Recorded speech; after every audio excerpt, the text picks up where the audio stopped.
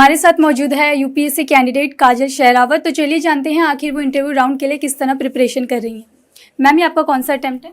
This is my second attempt, first mains and first interview.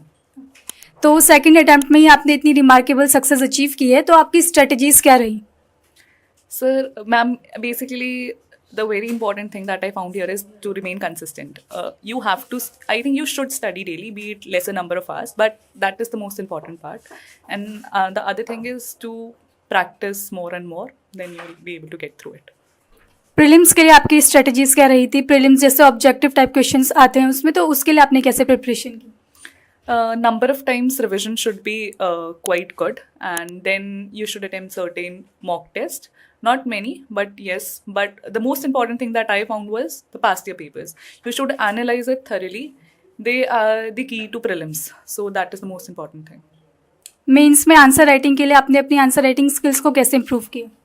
Practice is the key, nothing else. You have to do certain value additions only.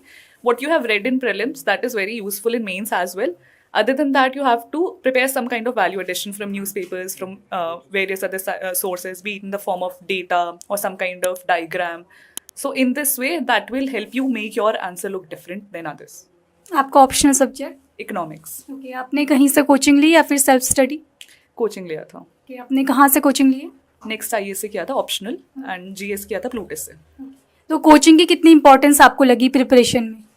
Coaching basically helps you know the basic things of what you have to study, how you should go about it. But at the end of the day, it is majorly about self-study only. If you don't study, you join any coaching, you will not be able to get through it. So you have to go for self-study. That is the most important thing over here.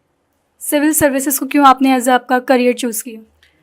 Ma'am, usually what options do we have? Since I was from commerce background, so either you can go for banking or corporate sector or the civil services.